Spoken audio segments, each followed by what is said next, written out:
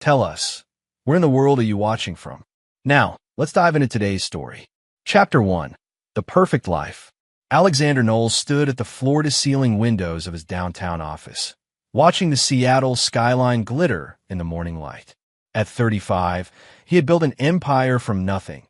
Knowles Security Solutions was now the premier private military contractor on the West Coast. His hands, scarred from years of combat as a Navy SEAL, gripped his coffee mug as he reviewed the day's contracts. Another government job came in, Todd Taylor announced, striding into the office without knocking. At 33, Todd was Alexander's business partner and closest friend since their SEAL days. Where Alexander was methodical and calculating, Todd was impulsive and charming, a perfect complement in both business and war.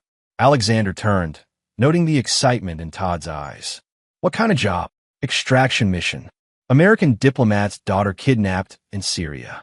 Government can't officially intervene, but they're willing to pay 8 figures for her safe return. Todd dropped the classified folder on Alexander's mahogany desk. They specifically requested you lead the team. Alexander had earned his reputation through 12 years of flawless service. 3 Purple Hearts, 2 Bronze Stars, and a Medal of Honor adorned his office wall, testaments to battles fought in Afghanistan, Iraq, and classified operations across 3 continents. But those days were behind him now. He had Christina to think about. I'll send Mitchell Carey's team, Alexander decided. I'm not taking field ops anymore. Todd's expression shifted, disappointment flickering across his features.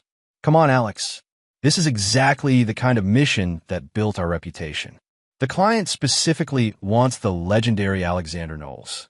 The legendary Alexander Knowles wants to stay alive for his wife. Alexander's tone was final.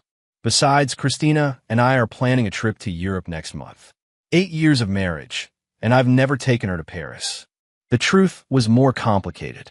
Alexander had seen too many good soldiers die for causes that politicians later abandoned. He'd built his company to give operators like himself a choice. Fight for contracts that mattered, get paid what they were worth, and retire with all their limbs intact. Speaking of Christina, Todd said, his voice taking on a strange quality, how is she handling your career change? She's relieved I'm not getting shot at anymore. Alexander smiled, thinking of his wife's beautiful face when he'd announced his retirement from active operations 6 months ago. Christina Werner had been the investment banker who'd financed his company's initial expansion. Their courtship had been a whirlwind, brilliant conversations, passionate nights, and a wedding that made the society pages. Must be nice having a wife who understands the business, Todd continued. Mine would probably sell our location to the enemy for a spa day.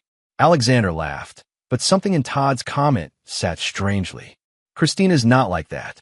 She knew what she was getting into when she married me. Todd's phone buzzed. He glanced at it, and Alexander caught a flash of something. Guilt? Panic? Before Todd's usual grin returned. Speaking of wives, I should get home. Dinner plans with the family.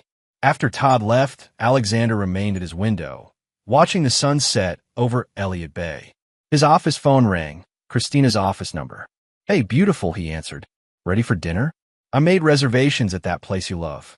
I have to work late tonight. Christina's voice sounded strained.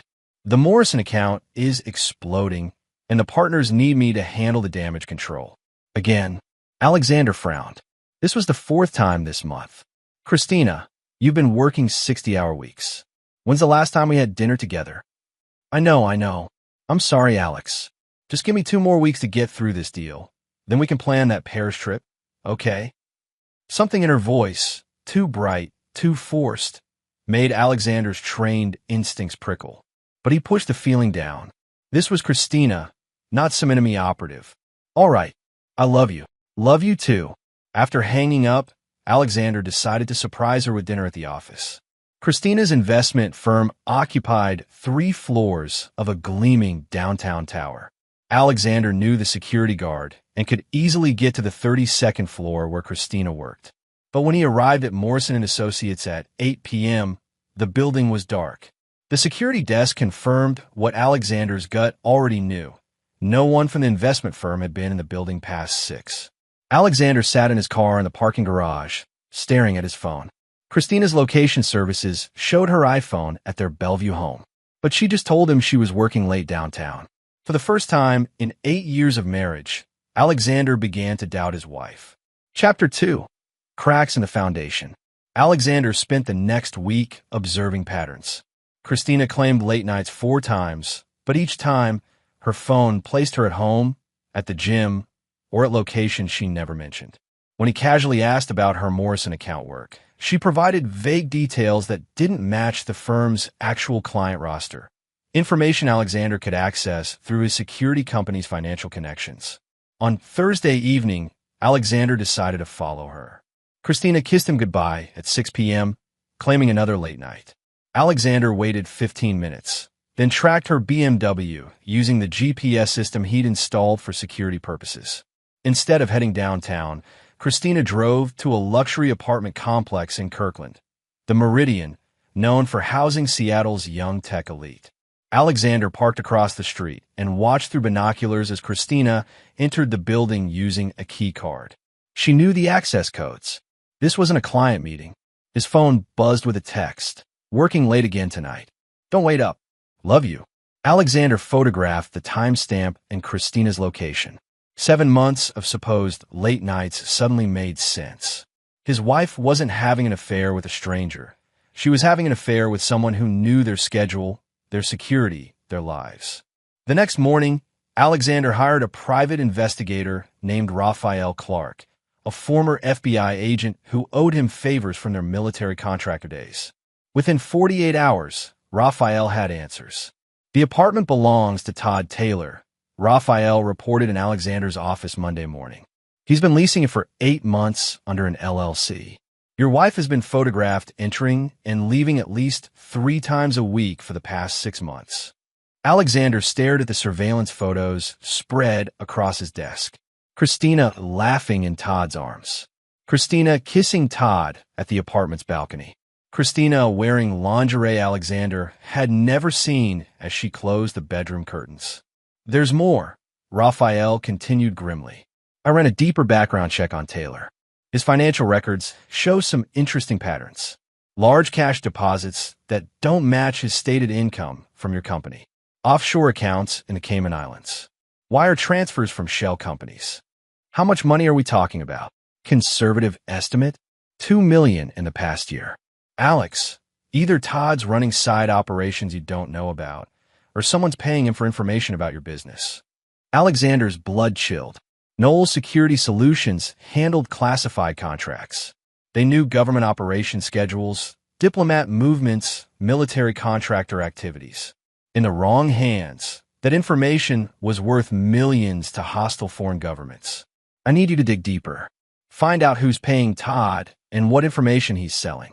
Alexander's voice was deadly calm. "And Raphael? Keep this completely confidential. Tell no one."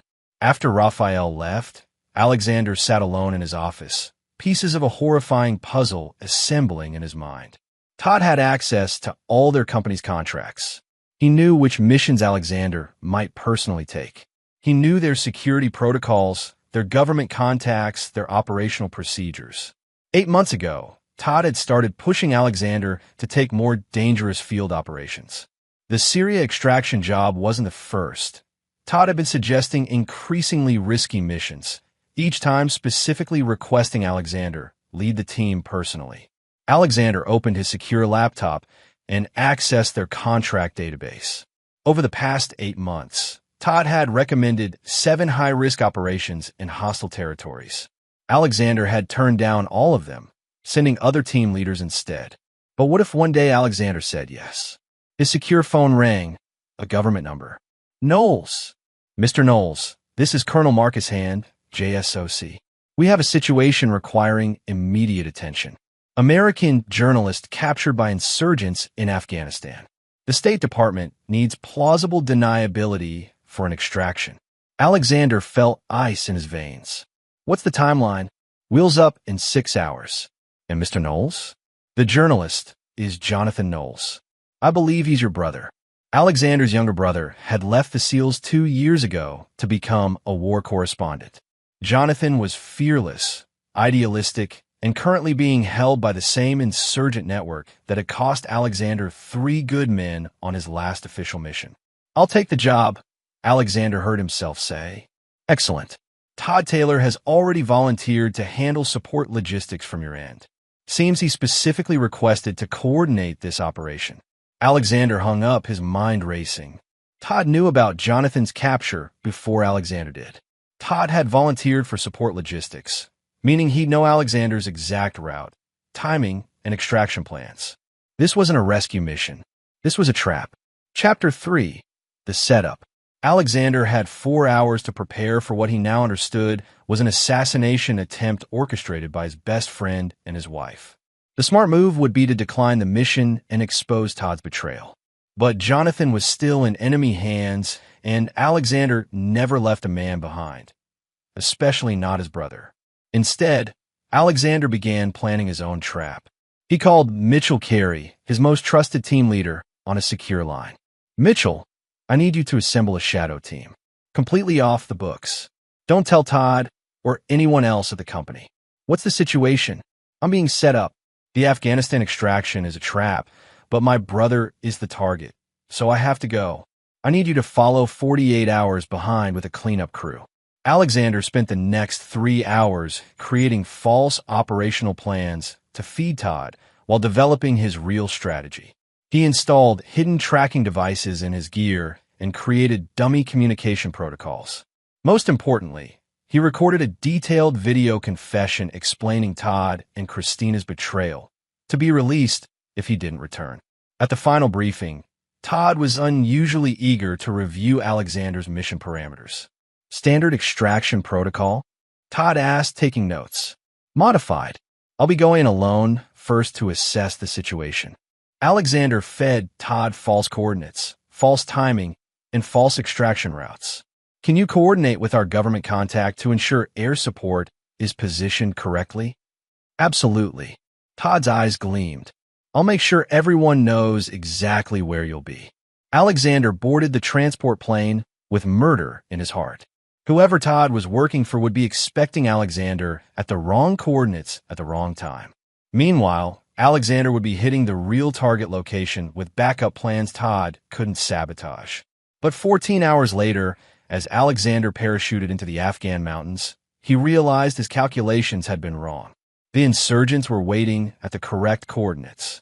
They knew his real plan, not the false one he'd given Todd, which meant the leak wasn't just Todd. As enemy fire erupted around his landing zone, Alexander understood with crystal clarity that his betrayal went deeper than he'd imagined. Someone else in his inner circle was feeding information to his enemies. Someone who had access to his real plans. Someone he trusted completely. Alexander hit the ground running, bullets whining past his ears, his faith in everyone he'd ever loved shattered like glass. Chapter 4. The Cage. The cell was a concrete box 8 feet by 6 feet, carved into the mountainside like a tomb. Alexander had been their prisoner for 6 days, beaten daily by interrogators demanding information about American military operations. His left eye was swollen shut, 3 ribs were cracked, and his hands were raw from the zip ties that bound them behind his back. But Alexander Knowles had endured worse. He focused on survival, on gathering intelligence, on waiting for the opportunity that always came if you were patient enough.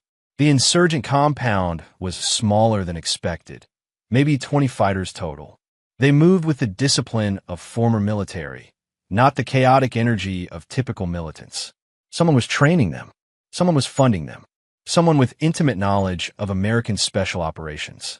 On the 7th night, Alexander heard voices outside his cell speaking English. "The transfer goes through tomorrow," a man's voice said.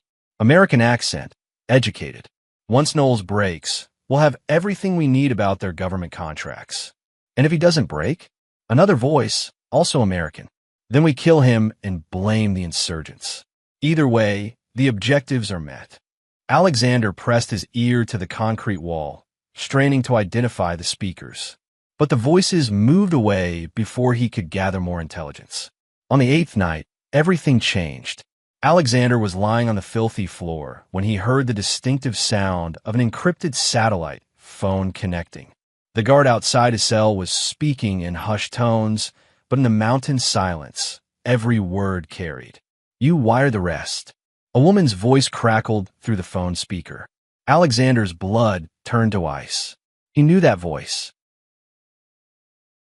Good. Make sure he never leaves that camp. It was Christina, his wife, his partner of 8 years. The woman who'd held him after nightmares, who'd celebrated every business success, who'd promised to love him until death. Alexander pressed himself against the wall, his heart hammering as the conversation continued. "What about the brother?" the guard asked. "Kill him too, if necessary. We can't have loose ends." The call ended, leaving Alexander alone with the magnitude of his wife's betrayal. This wasn't just about money or adultery. Christina and Todd had sold him to enemy forces.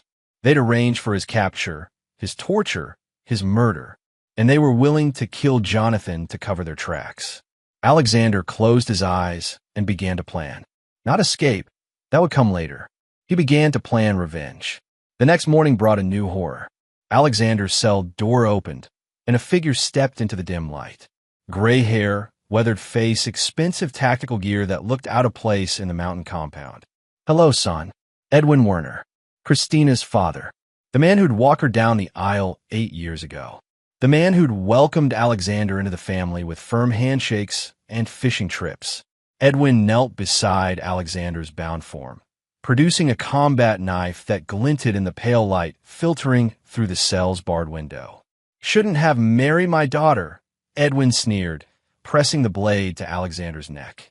"She'll be rich when you're gone." Alexander stared into the eyes of his father-in-law, understanding dawning like a sick sunrise. This wasn't a sudden betrayal.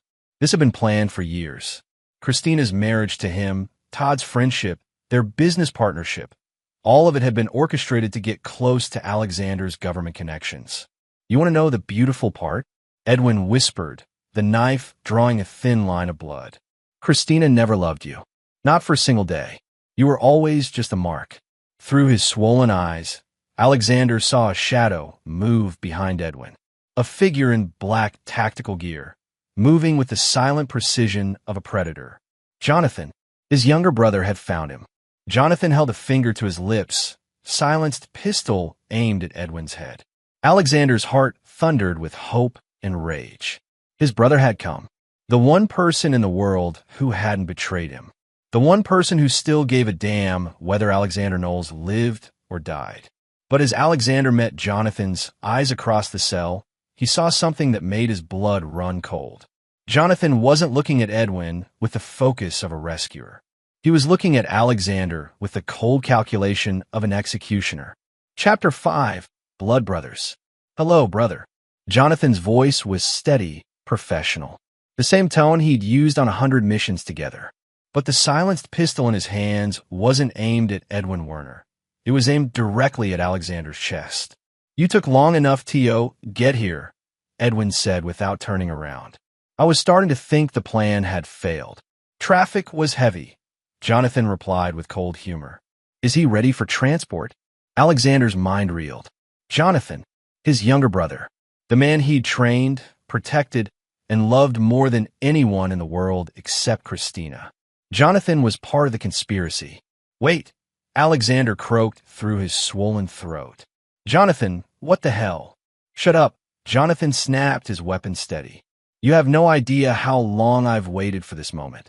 Edwin stood, wiping blood from his knife. "Your brother never forgave you for Dad's death, Alexander." Funny how grief can motivate people. Their father, Colonel Philip Knowles, had died in a helicopter crash during Alexander's second deployment. Alexander had requested emergency leave to attend the funeral, but his commanding officer had denied it due to an ongoing operation. Alexander had chosen duty over family, a decision that had haunted him for 15 years. "Jonathan, I tried to come home," Alexander said desperately. "They wouldn't let me leave the mission. You know I wanted to be there." "You always had a choice." Jonathan's voice was ice. "You chose the mission over family. You chose glory over being there when Dad was lowered into the ground. Mom cried for 3 days waiting for you to show up. So you decided to kill me?" Jonathan's laugh was bitter. Kill you? Alexander, this is so much better than killing you. We're going to destroy everything you've built, everything you love, and then we're going to let you live with the consequences. Edwin checked his watch. The extraction team arrives in 2 hours. Are we ready for phase 2? Christina's already initiated the business transfer, Jonathan confirmed. By tomorrow, Knowles Security Solutions will be renamed Werner Taylor Enterprises. Your company, your contracts, your reputation, all of it belongs to us now. Alexander felt the world spinning. The business partnership agreement gives Todd controlling interest if you're declared dead or mentally incompetent, Jonathan finished. And Christina, as your wife, inherits your personal shares. Combined with my testimony that you've been exhibiting signs of PTSD and dangerous behavior, the courts will have no choice but to declare you unfit. This has been years in the planning, Edwin added with satisfaction. Christina researched you for 6 months before that chance meeting at the bank. She knew exactly what kind of man would fall for her act. Alexander closed his eyes, seeing his marriage with horrible clarity. Christina's enthusiasm for his war stories, her interest in his business operations, her encouragement to take on riskier contracts, all of it calculated manipulation. The beautiful part, Jonathan continued, is that everyone will believe it. The war hero who finally cracked under pressure. The loving wife who tried to help but couldn't save him from his demons. The business partner forced to take control to protect their clients. And me? Alexander asked. You'll be found wandering the Afghan mountains, clearly suffering from a psychotic break. The military will quietly retire you with a medical discharge. Christina will play the grieving wife who's moving on with Todd, your former best friend who's helping her heal. Alexander stared at his brother, really looked at him. Jonathan's eyes held 15 years of accumulated resentment, carefully nurtured into hatred. This wasn't about money or business. This was about a younger brother who'd felt abandoned when he needed family most. Jonathan, Alexander said quietly, I'm sorry about Dad's funeral. I'm sorry I wasn't there. But I never stopped loving you. For just a moment, something flickered in Jonathan's eyes. Doubt, pain, the echo of the brothers they'd once been. Then Edwin Werner stepped between them. Save the sentiment. You had 15 years to apologize. Now it's too late. Edwin raised his knife again, but this time he was looking at Jonathan, not Alexander. Wait, Jonathan said. That wasn't part of the plan. Plans change. Edwin smiled coldly. You think I'm going to let you live with knowledge of this operation? You're as much a liability as he is. Jonathan's training kicked in. He spun toward Edwin, but the older man was ready. The knife caught Jonathan in the ribs, sliding between bones with surgical precision. Alexander watched his brother collapse, blood pooling beneath him. Whatever Jonathan had done, whatever he'd planned, he was still Alexander's little brother. And Alexander Knowles never left family behind. Chapter 6, Resurrection. The zip ties binding Alexander's wrists had been slowly fraying against the rough concrete wall for 8 days. When Edwin Werner bent over Jonathan's bleeding form, Alexander made his move. The ties snapped. Alexander surged upward, driving his shoulder into Edwin's midsection. They crashed into the cell wall, Alexander's hands wrapping around Edwin's throat. You made one mistake, Alexander growled as Edwin's face turned purple. You assumed I'd stay broken. Edwin clawed at Alexander's hands. But 8 days of torture had only focused Alexander's rage. This was the man who'd orchestrated his destruction, who'd turned his wife against him, who'd just stabbed his brother. Edwin's windpipe collapsed with a satisfying crunch. Alexander caught Jonathan as his brother slumped against the wall, blood seeping through his tactical gear. Alex, Jonathan whispered, his face pale with shock and blood loss. I'm sorry. I'm so sorry. Save your strength. Alexander pressed his hands against the wound. The knife had missed major organs, but Jonathan was losing blood fast. We're getting out of here. No. Jonathan shook his head weakly. Listen to me. There's more. The compound. It's rigged with explosives. Insurance policy.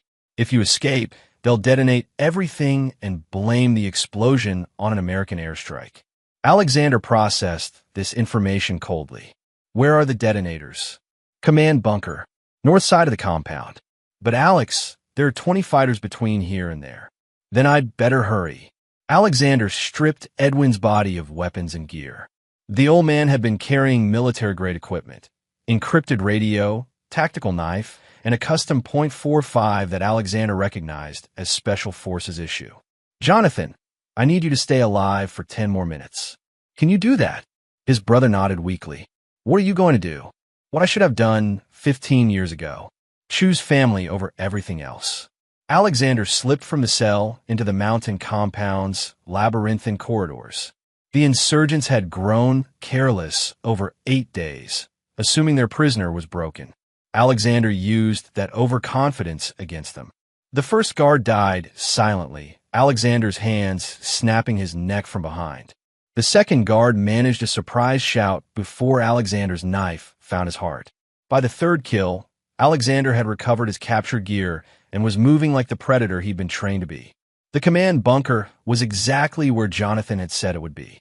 For men inside, hunched over radio equipment and monitoring stations. Alexander studied their positions through the doorway, calculating angles and timing. He'd done this 1,000 times in a dozen countries, but never for stakes this personal. Alexander entered the bunker like death itself. When the shooting stopped, Alexander stood among 4 corpses, breathing heavily, covered in other men's blood. He found the detonator controls and systematically disabled the explosive charges throughout the compound. Then he began the real work. Alexander accessed the communication equipment and began downloading files. Financial records, communication logs, video footage of planning meetings. Everything he needed to identify every person involved in the conspiracy against him. What he found was worse than he'd imagined. The conspiracy included Todd and Christina, obviously. Edwin Werner had been the financial backer. Jonathan had provided intelligence about Alexander's psychology and family vulnerabilities. But there were others.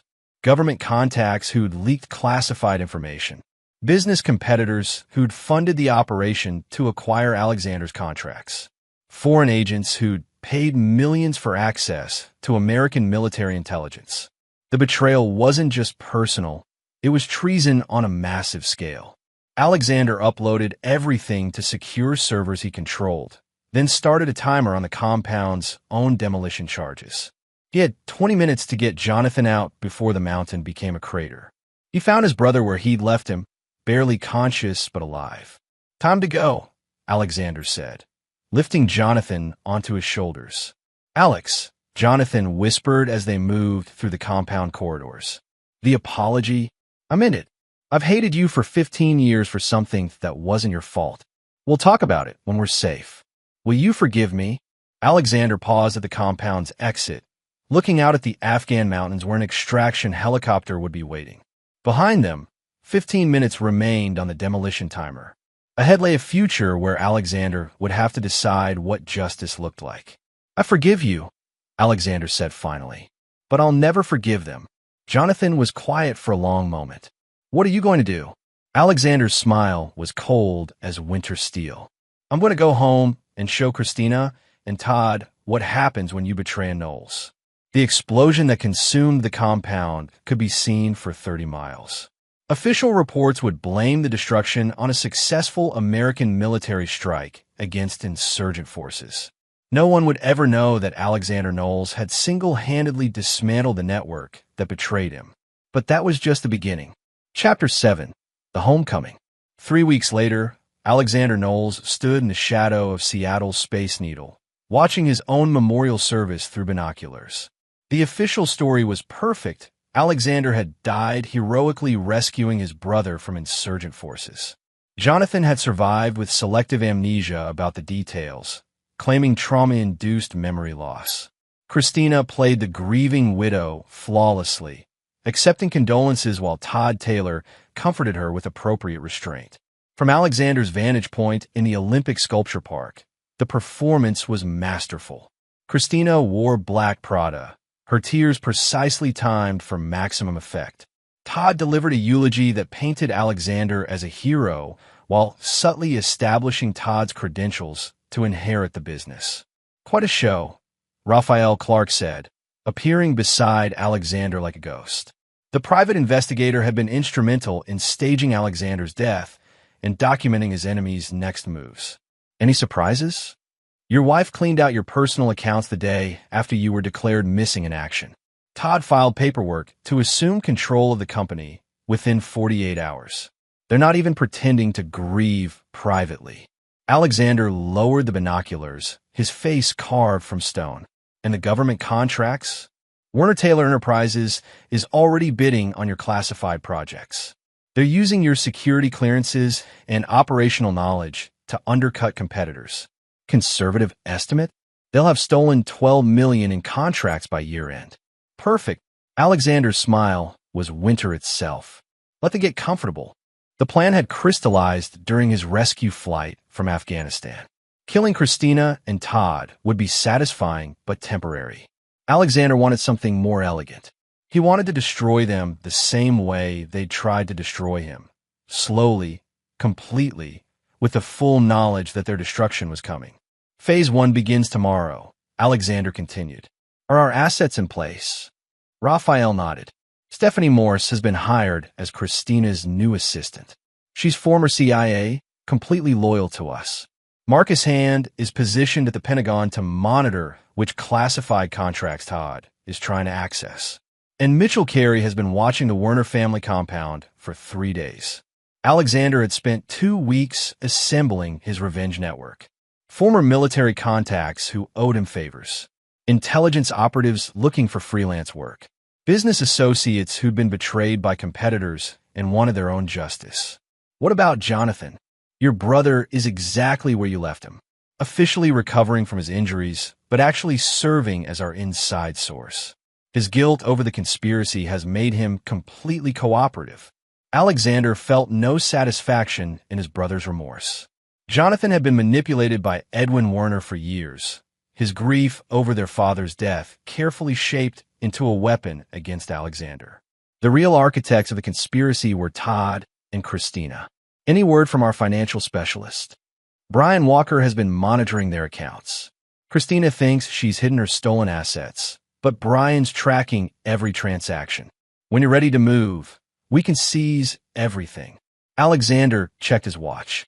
Christina and Todd would be returning to their love nest after the memorial service, celebrating their successful performance. By now, they probably believe they'd won. Tonight, they sleep peacefully for the last time, Alexander said. Tomorrow, we begin teaching them about consequences. Christina Knowles-Ney Werner stood in the mirror of Todd Taylor's Kirkland apartment, removing her black memorial dress. The performance had been exhausting, but necessary. Playing the grieving widow required emotional energy she didn't actually feel. You were magnificent today, Todd said, appearing behind her in the mirror. His hands settled on her shoulders, and Christina allowed herself to lean back against him. Alex always said I should have been an actress. They've been planning this moment for 3 years. The memorial service was their graduation ceremony, the final step in becoming the people they'd always deserved to be. Rich, powerful, free from Alexander's suffocating righteousness. Any regrets? Todd asked, his lips brushing her neck. Only that we waited so long.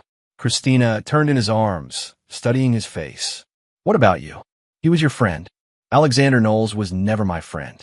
He was my commanding officer who got all the credit for missions I planned. He was the golden boy who got promoted while I stayed in the background. He was the man who got everything I wanted, including Christina. Todd had been in love with her since their first meeting, but she'd been focused entirely on Alexander. The bigger prize, the better target.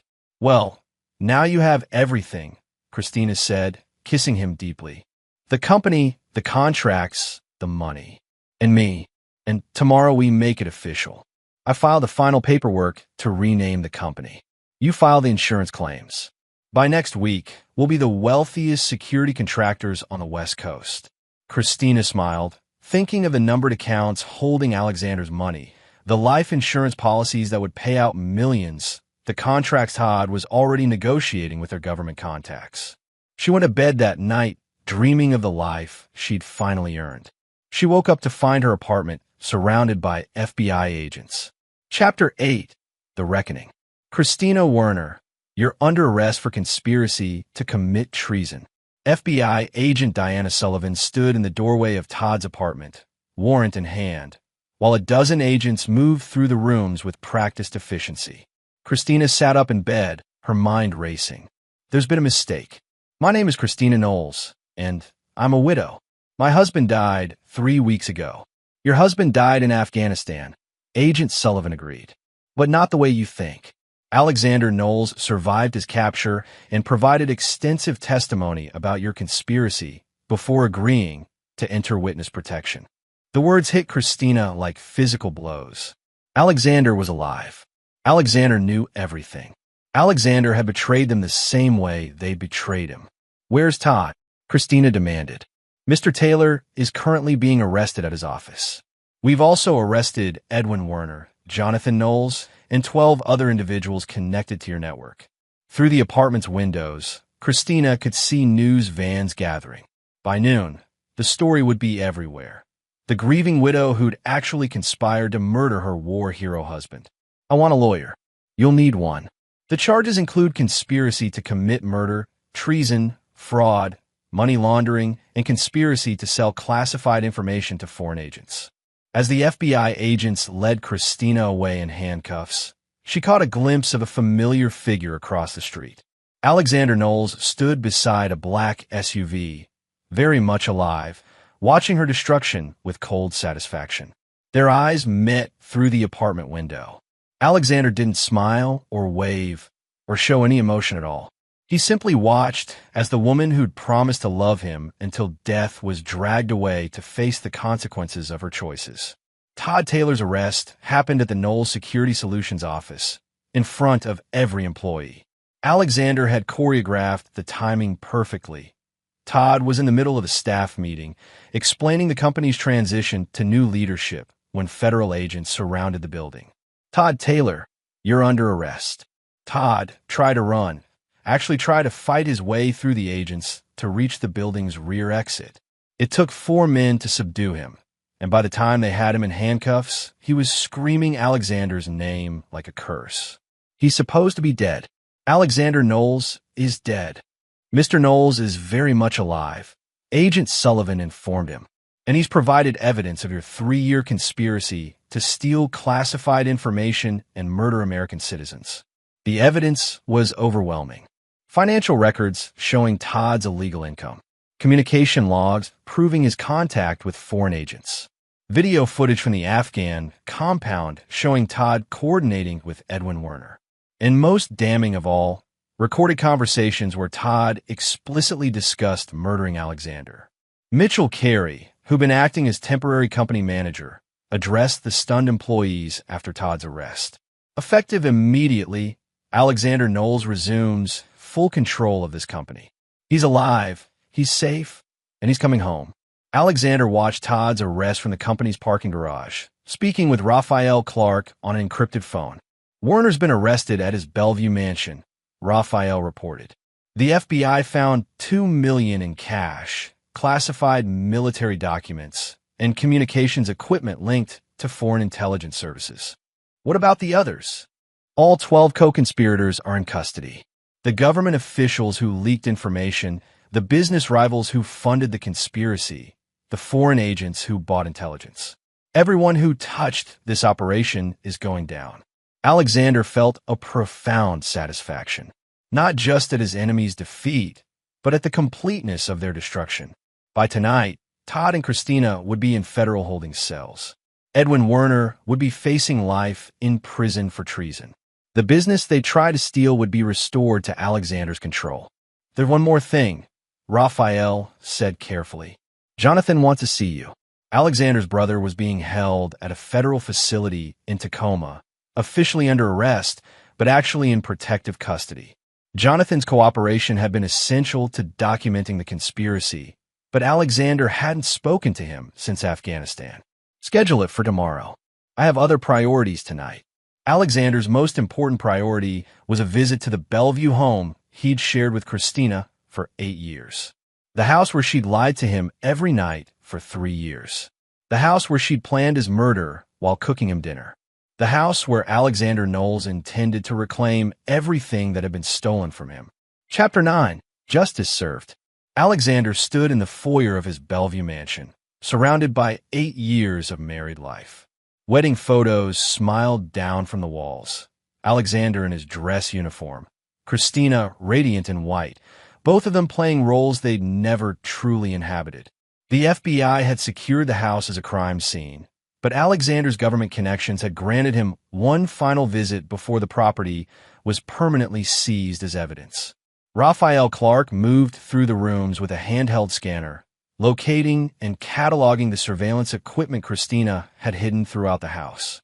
Cameras in the bedroom, audio pickups in your office, keystroke loggers on your computers, Raphael reported. Your wife was running a comprehensive intelligence operation against you. Alexander wasn't surprised. He was studying Christina's home office, understanding now why she'd always been so interested in his work. Maps covered one wall, marked with government facility locations and operational timelines. A locked filing cabinet contained copies of classified documents that should never have left Alexander's office. How long do you think she was planning this? Based on the documentation we've found, since before you met her, Christina Werner was recruited by foreign intelligence services specifically to target you. The marriage was always a professional operation. Alexander sat down at Christina's desk, opening her laptop. She hadn't expected to be arrested, so her files were unencrypted. Email chains with Todd discussing operational details. Financial spreadsheets tracking stolen money. Research files on Alexander's psychological profile, family history, and personal vulnerabilities. One folder was labeled Contingency Plans. Alexander opened it and found detailed scenarios for disposing of him if the Afghan operation failed. Staged accidents, apparent suicides, medical emergencies that would leave no evidence of foul play. She really was thorough, Alexander said quietly. There's something else you should see. Raphael led Alexander to the master bedroom, where he'd found a hidden wall safe behind their wedding portrait. Inside were documents that made Alexander's blood run cold. Birth certificates, death certificates, multiple passports with different names, complete fabricated identities for both Christina and Todd, ready to be activated if they needed to disappear. Jesus, Alexander breathed. They weren't just planning to steal my business. They were planning to vanish. Gets worse. Look at the dates on these documents. They were prepared 18 months ago, long before the Afghan operation. They were always planning to disappear, which means they were always planning to kill you. Alexander closed the safe and walked to the bedroom window overlooking Elliott Bay. This had been his favorite view in the house. The sunset over the water, the distant mountains, the city lights beginning to twinkle in the evening darkness. Now it just looked like a stage set from a life that had never been real. His secure phone rang. Mitchell Carey's number. The news broke an hour ago, Mitchell reported. Every major outlet is running the story. War hero survives wife's murder plot. Christina and Todd are front-page news, and not in a good way. What about the business? Stock price jumped 30% when a market learned you were alive. Government contracts are secure. Employee morale is through the roof. Everyone's excited to have you back. Alexander smiled for the first time in weeks. Schedule a company meeting for tomorrow morning. I want to address everyone personally. Will do. And Alex, it's good to have you back. After hanging up, Alexander took one final walk through the house. In his office, he removed a few personal items. His father's Bronze Star, photos of him and Jonathan during better times, the Colt .45 his grandfather had carried in Korea. Everything else could burn for all he cared. At the front door, Alexander paused beside a wedding photo, showing him and Christina cutting their cake. Young, happy, apparently in love. He believed in that moment with every fiber of his being. Now he understood it had been performance art. Alexander left the house keys on the foyer table and walked away from 8 years of lies. The federal courthouse in downtown Seattle was surrounded by media when Christina's arraignment began. Alexander sat in the gallery, watching his wife enter the courtroom in orange prison garb and shackles. She looked smaller somehow, diminished. The confident, beautiful woman who'd manipulated him for years was gone, replaced by a frightened prisoner facing life in federal prison. Christina's eyes found Alexander in the courtroom. For a moment, their gazes held. Alexander saw desperation in her expression, a last, silent plea for mercy or forgiveness. Alexander's face remained stone. The charges were read: conspiracy to commit murder, treason, espionage, fraud, money laundering. The evidence was overwhelming. The government was seeking life imprisonment without possibility of parole. Christina's lawyer requested bail. The request was denied. She would remain in federal custody until trial, which was scheduled for 6 months away. As the hearing concluded, Christina was led away in chains. She tried to turn back toward Alexander one final time, but the bailiffs forced her to keep moving. Alexander watched until she disappeared through the prisoner transport door. Alexander found Jonathan in the federal facility's visitor room 3 days later. His younger brother looked older somehow, marked by guilt and the knowledge of what his betrayal had cost both of them. "How are you holding up?" Alexander asked. "Better than I deserve." Jonathan's voice was quiet, ashamed. "The prosecutor says I'll probably get 2 years if I continue cooperating. Could have been life." "What you did was wrong," Alexander said carefully. "But Edwin Werner spent 15 years poisoning you against me. You were manipulated. That doesn't excuse it." They sat in silence for several minutes. Two brothers separated by betrayal, but connected by blood. "What happens now?" Jonathan finally asked. "You serve your time. You get out. You rebuild your life." Alexander's voice was firm. "But Jonathan, this is the last time you get forgiveness from me. Betray me again, and I'll destroy you as completely as I destroyed the others." Jonathan nodded, understanding. "And us? Are we still brothers?" Alexander considered the question carefully. Trust, once broken, could never be fully repaired. But family was family, and Jonathan had ultimately chosen to help Alexander survive rather than watch him die. "We're brothers," Alexander said finally. "But we're not friends. Not anymore." It was the best he could offer, and they both knew it. 6 months later, Alexander stood in another courthouse as the verdicts were read. Christina Werner, guilty on all counts. Life imprisonment without parole. Todd Taylor, guilty on all counts. Life imprisonment without parole. Edwin Werner, guilty on all counts. Death penalty. Alexander felt no joy in their destruction, only a cold satisfaction that justice had been served. They tried to destroy him, and instead they destroyed themselves. Outside the courthouse, reporters surrounded Alexander as he walked to his car.